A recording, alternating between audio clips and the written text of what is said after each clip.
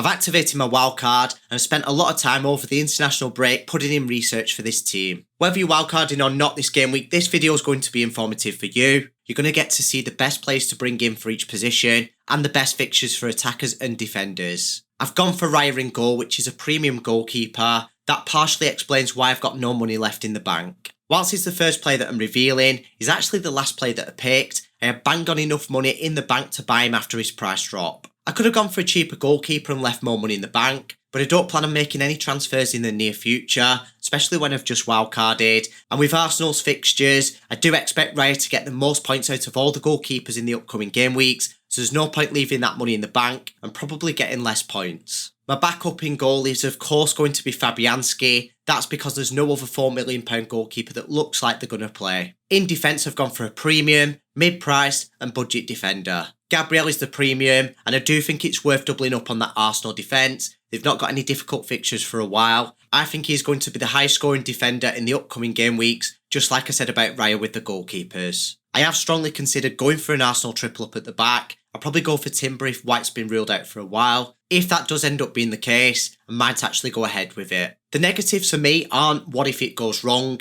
it's more Timber versus Konate, which I would prefer Timber if of course White is ruled out. For me, it's more that if Arsenal get difficult fixtures, or shall I say when they get difficult fixtures, it would be suboptimal to keep them, and it would be suboptimal to make 2 or 3 transfers in defence. And spoiler alert, I don't have Saka in my team, but I wouldn't want to block that third Arsenal slot. I have got a couple of other premiums, and I could easily directly shift them onto him. Whilst Konate's got an easy fixture this game week against Southampton away, it is difficult next game week against City at home, but you will see soon that I've got defensive cover on the bench. I managed to snap him up for 5.3 mil before his price rise, which is an absolute bargain for a Liverpool defender. They've got the best underlying stats out of all defences in the whole league. I'd say he's almost nil for Liverpool. He's featured for nearly 90% of their minutes so far this season. Another defender that I think will provide good value for money is Dunk. He's only 4.4 mil. It's Bournemouth away next, which isn't the easiest of fixtures and it's not the most difficult either.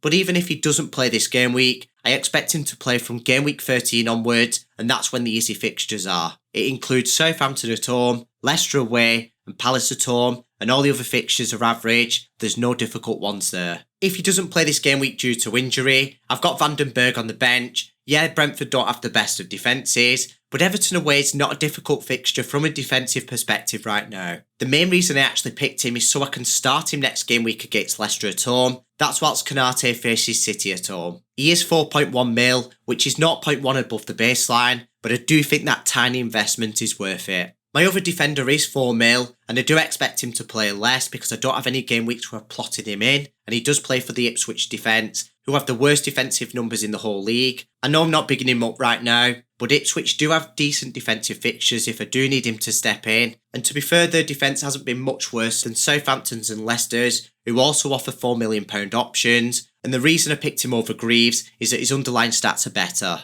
The attacker on my bench is João Pedro. He's my 8th attacker, and I will probably play him most game weeks when he's back to full fitness. This game week it's Bournemouth away, which isn't too bad, but I am expecting his minutes to be quite low because he is returning from injury, and the other 7 players that I've got are very good options. He's still cheap, but he still eats $1 million out of my budget, but I've had to go for that 8th attacker because I have took some risks in my other 7 attackers. 2 of them are on 4 yellow cards, and it does give me that option for rotation as well, but I still think I'll play Pedro in most game weeks. Brighton have got very easy fixtures. Their easiest attacking fixtures are Southampton at home, Leicester away, and West Ham away, and the other few are average fixtures. None of them are difficult. I have recommended Bruno for the past couple of game weeks. He got 27 points in the last 2 game weeks and an assist in a couple of game weeks before that. I am going to keep him for the next 2 fixtures, which are Ipswich away and Everton at home. Then I will have to sell him on before United's fixtures turn sour. I didn't see any comments about Palmer in the press conference, and he is flagged in the game, but he has been pictured in training, so I'm assuming that he's fit to play. If you look at his numbers, what he's put up so far this season, they're very similar to Salah's and Haaland's, but he is much cheaper, so I'd say he's almost essential on the wildcard. He will offer captaincy options most game weeks, including this game week. I'm not going to spoil the best captain video, but he is in the running there. And if you look at Chelsea's fixtures, from an attacking perspective, they're the best in the league.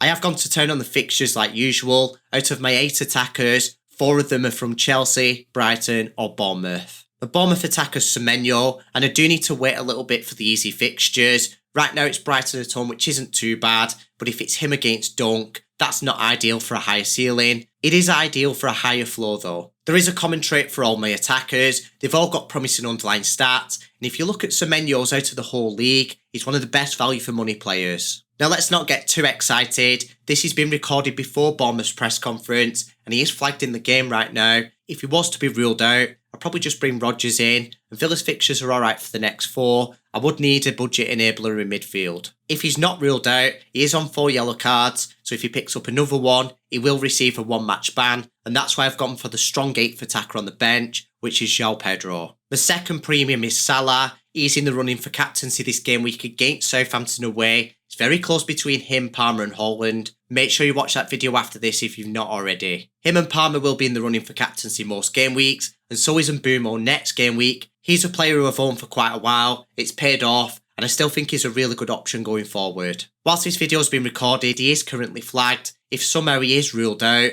I would probably go for Gordon and leave a bit of money in the bank. The problem with that is that I do really want him for Leicester at home next game week, but can João Pedro cover his minutes enough this game week? Up front I was umming and ahhing about Isak versus Jackson, so I built a squad structure for them both. I think these are the 2 best bang for your buck forwards going forward, apart from Haaland, and they have got very favourable fixtures. I do prefer Isak over Jackson. That's because he's on penalty duties, and he's not on 4 yellow cards. So if Jackson or Semenyo pick up another yellow card, João Pedro's fine to step in. There is a low probability that they both pick them up on the same game week. I'd have to play 4 defenders at the back, or make an attacking transfer. That wouldn't be ideal. That is such a low probability, and I'm willing to take that risk because both of those players provide a high attacking upside. There might be some minor tweaks to this team after the press conferences. Make sure you follow me on X, formerly known as Twitter. I'll get a team reveal out before the deadline. I did reveal exclusively on Patreon last game week that I've activated my wildcard,